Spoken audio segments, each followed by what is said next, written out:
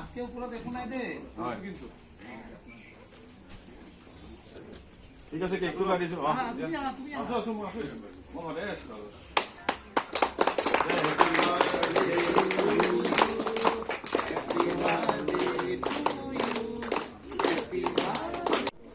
যিয়ে প্ৰত্যেকবাৰে এবাৰতে সাকসেস নহলেও কথা নাই কিন্তু তুমি নিজৰ ইনভেন্টৰি কৰিব লাগিব কিয় সাকসেস হোৱা তাৰপিছত যদি কাকো চেষ্টা বাৰবাৰ ট্ৰাই কৰা এদিন তুমি সাকসেস হবাই এইটো মিলে না নাই ৰিকভাৰী বাস কাকো চেষ্টা তো আমি এটা কাউৰী নিচিনা হ'ব লাগিব সেকেন্ড কৈছো ভগত ধ্যান ভগ মানে ভগলী ভগলীৰ নিচিনা আমি ভগত ধ্যান ভগলীৰ নিচিনা হ'ব লাগিব বুলি কৈছো সংস্কৃত মানুহ এজনে ভগলীৰ নিচিনা হ'ব লাগিব কনচেন্ট্ৰেশন এটা ভগলীৰ নিচিনা হাইয়েস্ট কনচেন্ট্ৰেশন এই পৃথিৱীত কাৰো নাথাকে আপুনি চাব বহুত মাছ যাই আছে এনেকে মাছে যাই আছে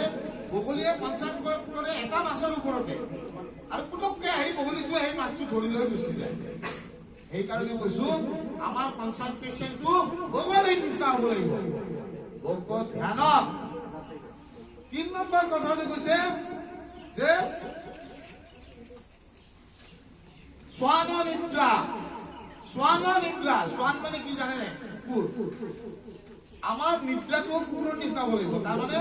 কনচেন্ট্ৰেশন কুকুৰ এটা কিয় পুহে কওকচোন ঘৰত কুকুৰটোৱে যদি কোনোবা চুৰ আহে ভোগ কৰে পুৰা সতৰ্ক হৈ থাকে এই সতৰ্কতা আমি ৰিকভাৰীত থাকিব লাগিব কিয় থাকিব লাগিব সতৰ্ক ইয়াৰ পৰা যোৱাৰ পিছত যিবিলাক ল'ৰা আমাৰ লগত ইউজিং পাৰ্টনাৰ আছিল আমি সতৰ্ক নোহোৱাৰ কাৰণে বাৰ ৰিলেক্স কৰি হয় নে মানে নে এই কথাটো আমি আৰু যাই এই সতৰ্ক নোহোৱাৰ কাৰণে আকৌ যাই এই ল'ৰাবিলাকৰ লগ হৈ অলপ খাই দিওঁ দে অলপ লৈ লওঁ দে তাৰপিছত কি হয় আকৌ আকৌ ৰিহেব নহ'লে আৰু আননেচাৰেল দে কাৰণ আমি সতৰ্ক নহয় আমি এই কুকুৰটোৰ নিচিনা সতৰ্ক হৈ থাকিব লাগিব কুকুৰটো যেতিয়া ঘৰত কিবা চুৰ আহে লগালগ ভগ কৰে নাই একদম সতৰ্কতা একদম আমি বিৰাট এইটো এটা বিৰাট ডাঙৰ গুণ সতৰ্ক হৈ থকা আজিও মই 14 বছৰ হ'ল তথাপিতো মই সতৰ্ক হৈ য'তে নাযাওঁ সঁচা কথা মোৰ য'ত ডায়াগনষ্টিক চেণ্টাৰ আছে তাৰ ওপৰতে বাৰ আছে আৰু ডিস্কোটেক আছে মই আজিলৈকে ডিস্কোটেকত যায়ে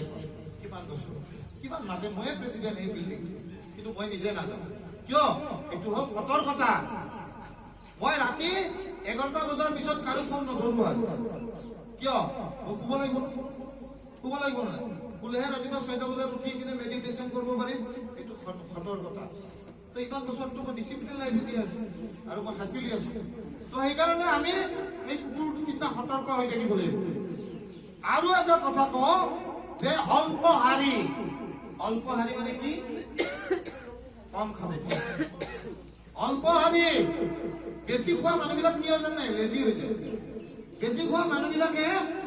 নিজৰ কামটো টাইমত কৰিব নোৱাৰে বোলে বেদান্তই দিছে আজি যিমান খোৱা বোলে 10 পিচ মাংস মাৰি দিলো তাৰপিছত কি হ'ল লুজ মোচনত বাৰবাৰ যাই আছে সেইকাৰণে কৈছে অল্পহাৰী যিখিনি লাগে সেইখিনিয়ে খাব লাগে তাতকে বেছি খাব নালাগে এতিয়া মোক আহাতে বিজু বাইদেউ ক'লে যে সিদ্ধাৰ্থ তুমি অলপ খিনাইছা ভাল হৈছে নে বেয়া হৈছে ভাল হৈছে বঢ়িয়া হৈছে তো মই ৰাতি ভাত খোৱা বাদ দি দিছো মই 7টা বজাৰ পিছত আৰু একো নাখাওঁ আজিকালি